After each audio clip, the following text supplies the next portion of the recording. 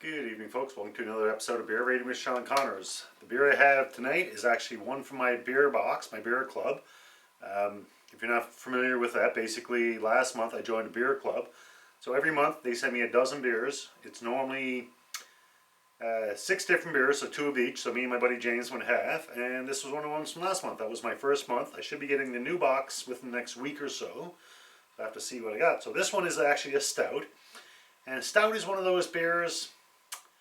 Some stouts I really enjoy, and other ones not so much. And for me, there's not really any in between. A little bit of leeway, but not a lot. I'm not a coffee drinker, so I don't like beers that are stouts that are heavy on the coffee flavoring. Some of them have like a smoked tobacco flavor type of thing or aroma. I'm not a big fan of that, ex-smoker. Some of them have like a chocolate. I've for the most part like those. And for me, my favorite stout would be a mass-produced stout, Guinness itself. And I think a lot of people like that. So that's one I usually go for if I'm having a stout. And I've had some other stouts I really enjoyed and other ones not so much. So this is going to be interesting. See how I enjoy this one. So the name of it is, it's a Crooked Nose Stout. The brewery is Cameron Brewing out of Ontario. I'm not quite sure what part of Ontario. Doesn't say. The beer club basically, it's all craft beers from across the country. So far it's been mostly Ontario, but apparently they're hoping to get a new distributor or something like that. And they're hoping to expand to get countrywide. So this one, 5.1% alcohol. It says, "Rejoice, beer drinkers. Crooked Nose Stout has once again emerged from the mist. A rich black body and tanned, fluffy head with the presence of roasted barley and deep cocoa flavor. Enjoyed equally well in glass or drinking horn in the tenacious style of a Viking." And it just says the hops, East Kent Golding. Here's your IBU. Contains barley, wheats, and oats. Alright, so I'm going to give my glass a quick cold water rinse. This is, rather than store it in the freezer, which some people do, they don't recommend that. They say basically, just give your glass a quick cold water rinse before you pour your beer. Cools down the glass, it gets rid of any dust type of thing. I actually have a glass rinser installed in my bar. Makes it a little bit easier. Alright, let's pour it up. I wasn't sure which beer to do tonight. I have several in the fridge. And like I said, stouts are one of those things I got to be in the mood for, and I felt, tonight I might be in the mood for it. So it is pretty dark, which is quite common with a stout. Not a lot of head. Now, once again, most people when they think of stouts, they think of Guinness, where you got the really thick head, where you can write your initials. People do, or they make a little. You go to the Guinness factory, they'll make a little 4-leaf clover, whatever the case might be. So nice and black like a stout. Typical malt aroma. Familiar with the stout? I am getting a little bit of the coffee flavoring, not a lot. Let's see how it tastes.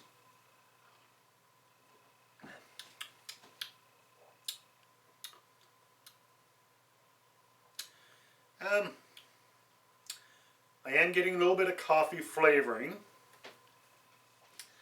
Not much carbonization whatsoever.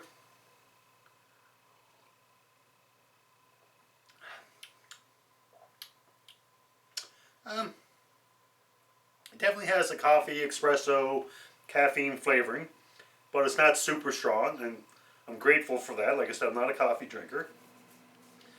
I'm surprised. Doesn't seem, not much of a head, not much carbonization. Interesting. Kind of your typical malty flavoring to it for a stout.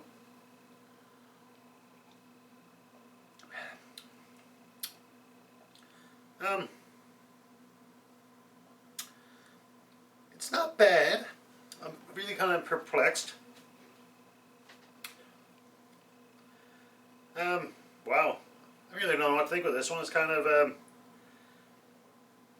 I was expecting a little bit more. I'm not quite sure of what. Maybe a little bit more carbonization, a little bit more of a punch to it. It's not bad. Like I said, normally with me, I either like it or I don't. And this is kind of, some aspects I enjoy it, other aspects I don't. Kind of interesting. the big thing for me. You know, stouts are not highly carbonated, but this one just kind of seems a little bit. I feel like saying almost like a little bit flat. I don't know if that's the correct term. Like I said, if I remember correctly, I'm no beer expert. But I don't think most stouts. Holy jumpins! Most stouts are normally not highly carbonated, but this one just seems like there's something missing there. Almost like in the mouthfeel.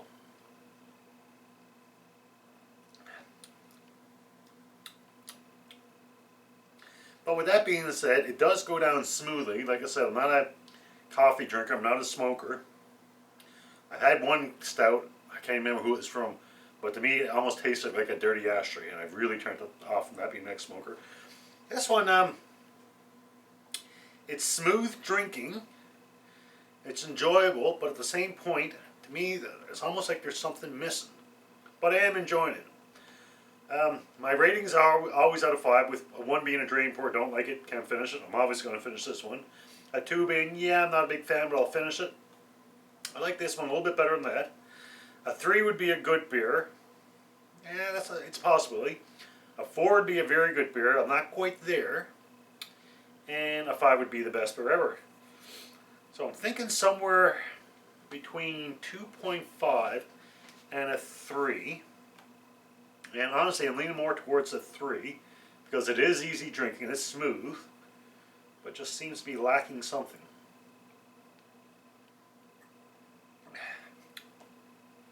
I think I will stick with the 3.0, which means it's a good beer. If you get a chance, by all means, give it a go. It's not a really heavy stout. Like for me, a Guinness, once again, it's the mouthfeel is kind of like a thickness in the beer, kind of almost like a milk mouthfeel. It's like almost like a little bit of creaminess, if that makes any sense. I'm not getting this with this. To me,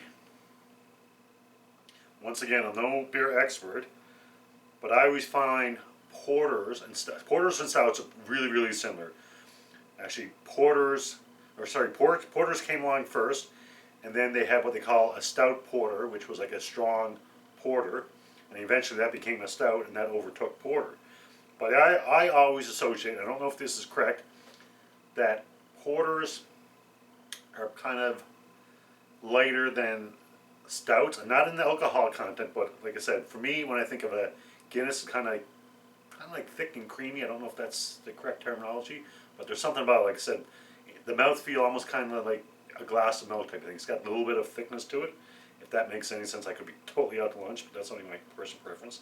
Whereby the few porters I had, the mouthfeel is like a typical Pilsner or lager type thing. So this one, if I had to take a guess with my limited knowledge of beer, I would think that if I didn't know the difference, I would think this was a porter more than a stout. But once again, not a bad beer. Not a lot of aftertaste, which I like. And it's definitely one, I think if somebody gave it to me, by all means, I'd pick it up. I'm not one to normally go out and buy a lot of stouts. But if I was in a stout mood, I think this is definitely one I wouldn't pass up, especially if it was given to me. So there you go, folks, for the Cameron Brewing's Cricket Nose Stout 3.0. Until next brew, as always, enjoy responsibly. Cheers.